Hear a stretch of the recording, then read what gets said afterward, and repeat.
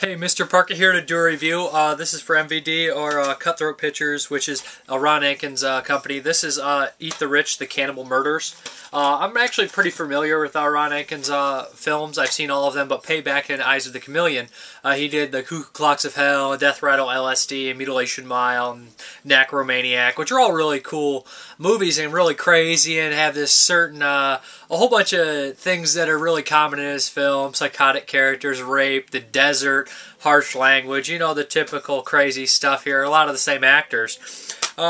And I saw an early piece that he did called Dark Night of the Soul, which I thought was really interesting and I thought was cool. This one I thought might be along the same lines of that, but this seems more like his newer films. And I don't know why, this one just didn't catch my attention. I didn't really care for it that much. At first I thought it was, it's your typical Texas Chainsaw Massacre type rip-off in here.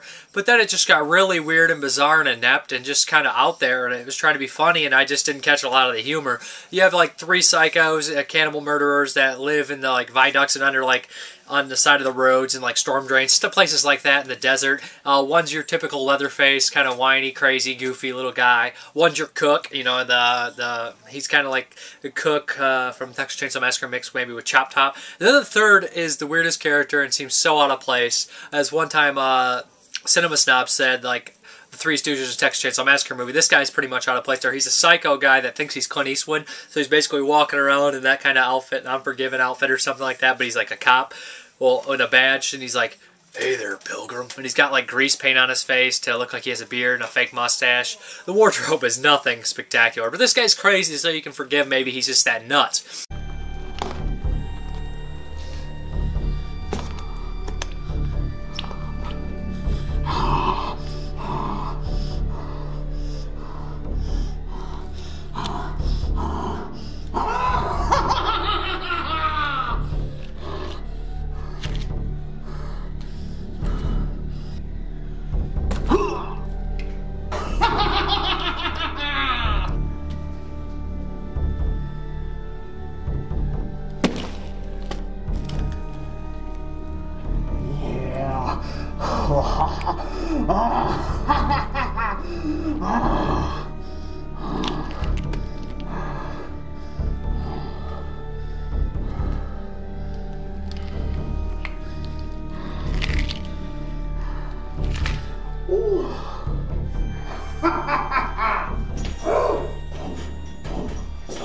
God, General, I hope this ain't dinner. It's fucking disgusting. You and your little hard-ons. Damn Clint! Where the hell's that? It's damn near supper time! Well, I knew that dumb ox couldn't tell time if his mama stuck a watch up his ass and wound it. Well, go get it! Get ready for dinner! Well, you quit playing with this sumbitch. I'll tell you what, you fillet his ass, I'll come back later with X. Oh!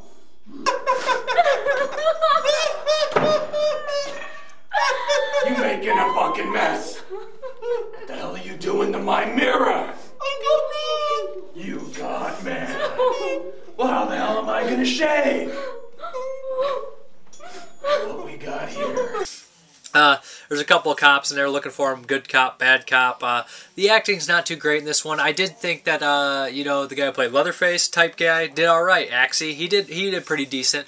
And basically what they do is they kill a couple people, kidnap a couple people. Really, they don't show too much gore on screen, but they do show a couple pairs of boobs on here. And it look like stripper boobs, because this girl has some serious implants, and she's naked quite a bit, so that could be a selling point right there. But like I said, the story was too bizarre. It seemed like a rehash of other things, and then just went completely bonkers in there and went way out in left field and stopped making sense. I mean, a lot of times I like that, but this one just seemed like it was throwing everything in the kitchen sink in approach, and I just didn't think it worked with this. I mean, his other films are definitely get that right mix of weirdness and craziness and violence and anger, and they work. This one, Eat the Rich, the Cannibal Murders, did not. It's one of his early films. You can see a lot of his, what some of his movies become more, some of the same locations used later on in his films. But this has deleted scenes, trailer, director, Ron Atkins interview, and 5 teaser trailers on this other side of the disc. This was also released around the same time as Dark Night of the Soul. Just got a re-release from MVD if you guys are interested, if you guys are completists to check it out. But I'll show some clips in here. Like, check this out. To me, he's not funny and he's not cool. I'm missing something here.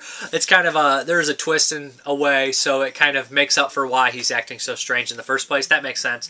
The cops, there's a good cop and a bad cop. Really do not care for the bad cop. He's quite annoying, and I believe he's in some of his other films, or a character like him has been, and he's just a ridiculously over-the-top asshole.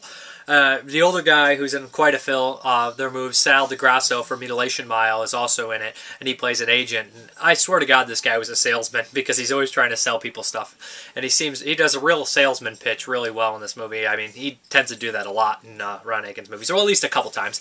But anyways, yeah, this is just nothing I really cared for that much. Maybe I'm missing something. A couple little snippets of gore, a mutation, a baby being born for God knows what reason. A lot of weird things, but I don't know, most of all, I just didn't care for it. That's Eat the Rich, the Cannibal Murders. Thank you very much. I'm Mr. Parka. Bye.